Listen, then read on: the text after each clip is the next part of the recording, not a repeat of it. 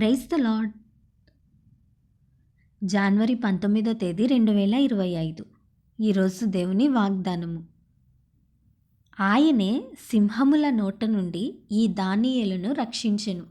దానియేలు గ్రంథము 6వ అధ్యాయం 27వ వచనం.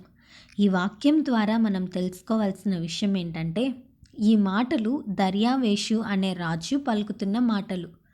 దేవుని నామం మహిమపరిచే విధముగా దేవుడు దానియేలును హెచ్చించుచూ వచ్చాడు. కొంతమంది కుట్ర పన్ని దానియేలును సింహపు బోనులో వేసినప్పుడు కూడా దర్యావేషుకు నిద్ర పట్టలేదని దేవుని వాక్యంలో మనం చూస్తాం. ఏ విందుకు వినోదాలకు ఆ రాజు వెళ్ళలేదు. దానియేలు మరణం ఎంత మాత్రమూ ఇష్టం లేక దానియేలు బ్రతకాలని తను కోరుకున్నాడు. దానియేలు ఉన్న గుహ దగ్గరకు వచ్చి, నీవు నిత్యము సేవిస్తున్న నీ దేవుడు నిన్ను రక్షించాడా అని ప్రశ్నిస్తాడు. అలాంటి సమయంలో ఆ రాజు ఒక గొప్ప అద్భుతాన్ని చూస్తాడు. ఆ అద్భుతం ఏంటో తెలుసా? దానియేలు సజీవంగా ఉండటం. వెంటనే దానియేలును పైకి తీసి, ఎవరైతే దానియేలు మీద నిందలు వేసి అన్యాయంగా ప్రవర్తించారో వారిని ఆ సింహాల గుహలో వేసినప్పుడు వారు ఆ సింహాల నోటికి ఆహారమైపోతారు.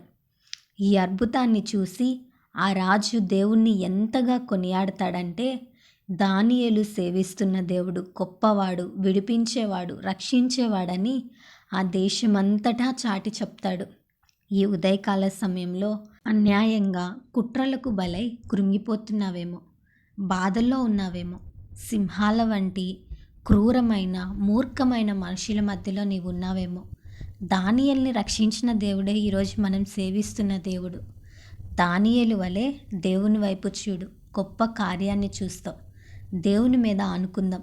దానియేలు వలె భయభక్తులు కలిగి జీవించి గొప్ప కార్యాలు మన జీవితాల్లో పొందుకుందాం. అట్టి కృప దేవుడు మనందరికీ దయచేయునుగాక. ఆమేన్.